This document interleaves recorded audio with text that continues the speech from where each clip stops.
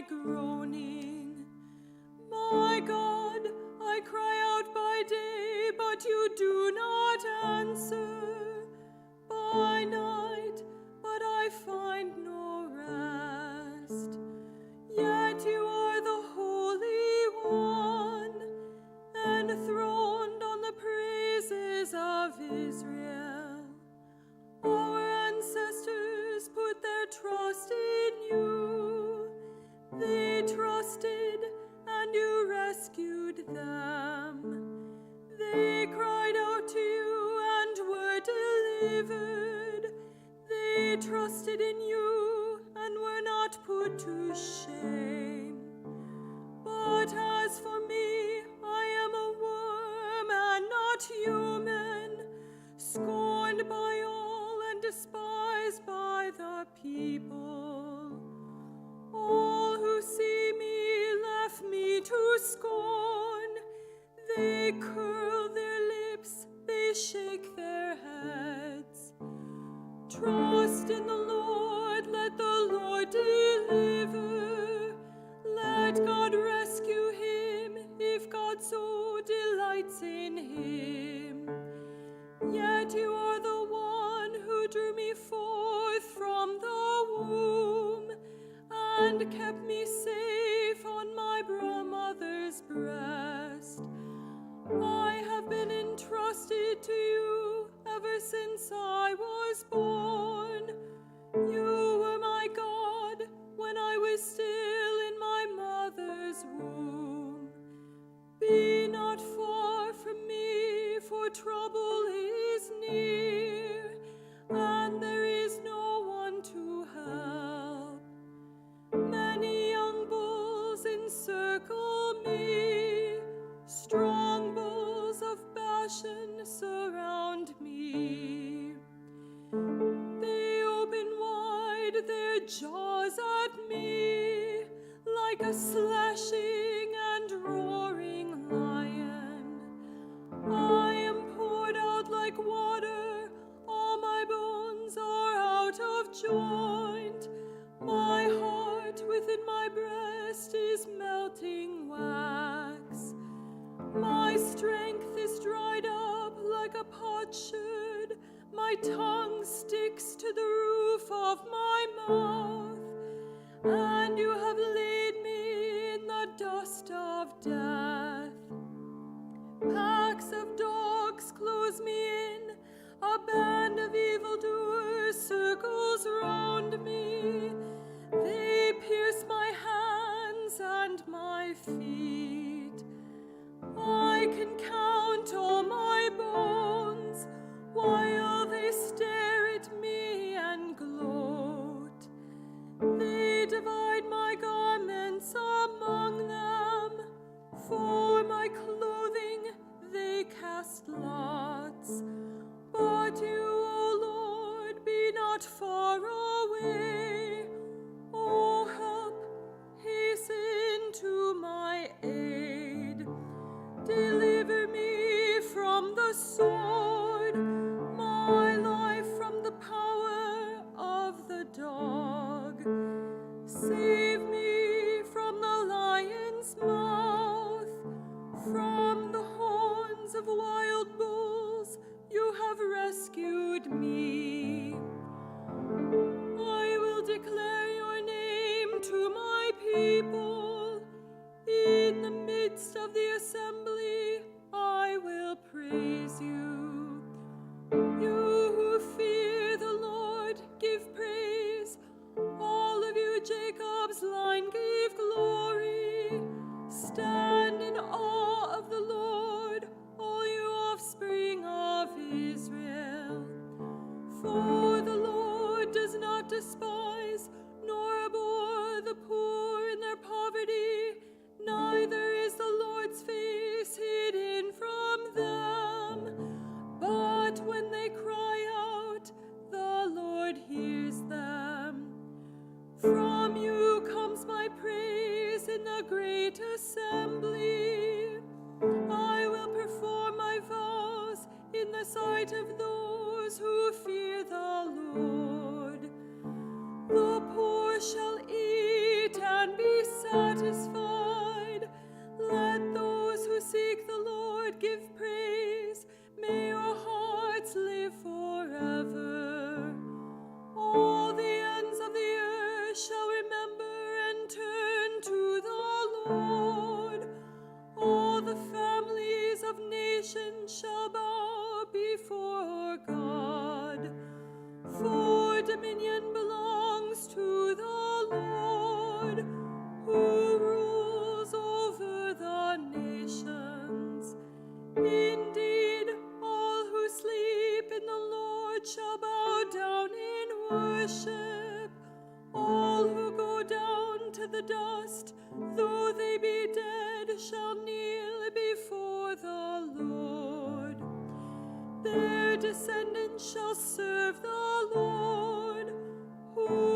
shall proclaim to generations to come. They shall proclaim God's deliverance to a people yet unborn, saying to them, the Lord has acted.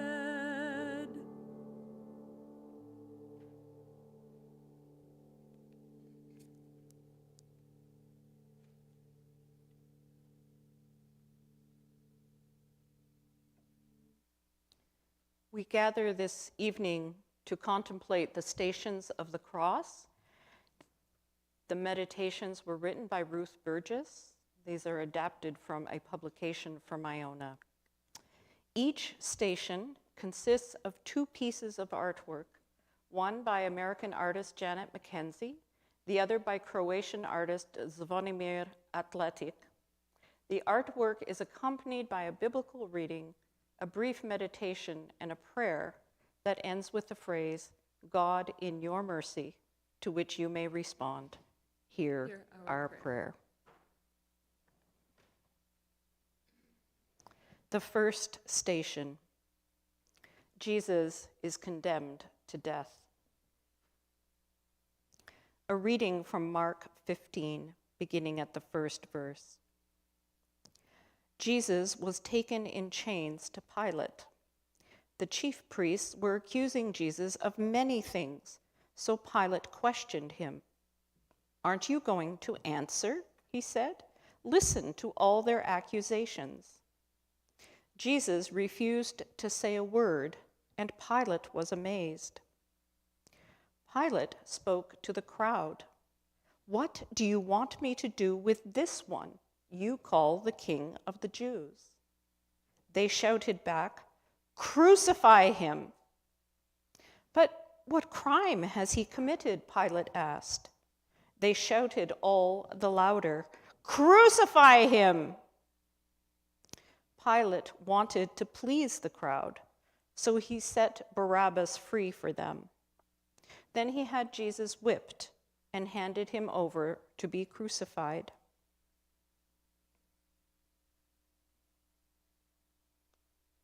Pilate asked, what crime had Jesus committed? It was a good question. Jesus had annoyed the religious leaders. Of that, there was no doubt. He had been critical of social and religious structures. He had healed the villagers. He had told stories to the crowds. He was probably a threat to public law and order. But was that enough to condemn him, to end his life? But he would not defend himself.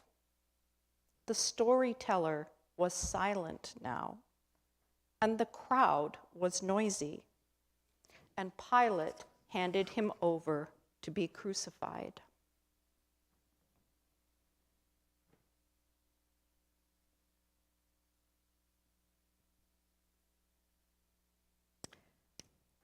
For those on trial this week, and for those appointed to judge them, God, in your mercy, hear our prayer.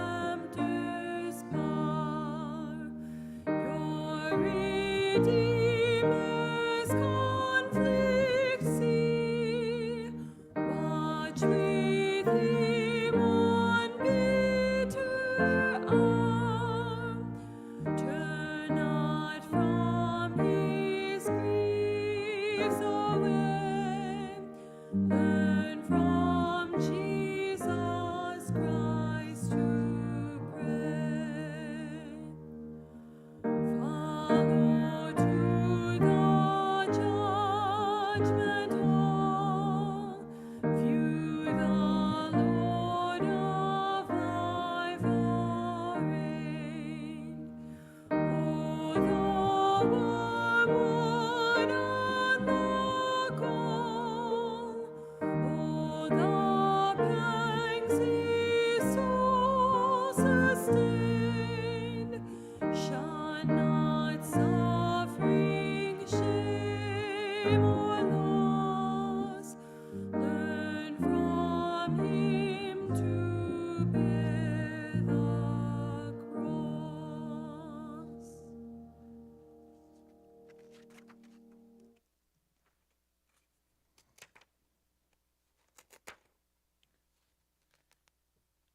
On the second station, Jesus takes up his cross. And this is the reading from Mark chapter 15, verses 16 to 20. The soldiers took Jesus inside to the courtyard of the governor's palace and called together the rest of the company. They put a purple robe on Jesus, made a crown out of thorn branches, and put it on his head. Then they began to salute him. "Long live the King of the Jews!" They beat him over the head with a stick, spat on him, fell on their knees, and bowed to him. When they had finished mocking him, they took off their purple robe and put his own clothes back on him. They led him out to crucify him.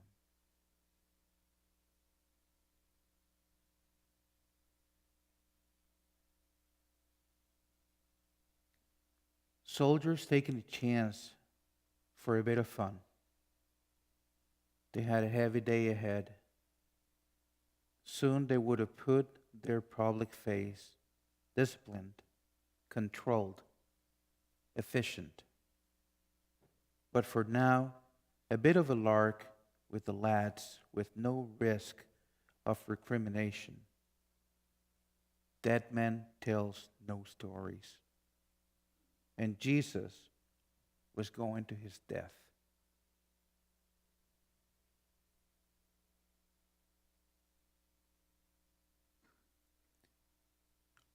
For those appointed to keep public order, and for those tempted to abuse their power, God, in your mercy, hear our prayer.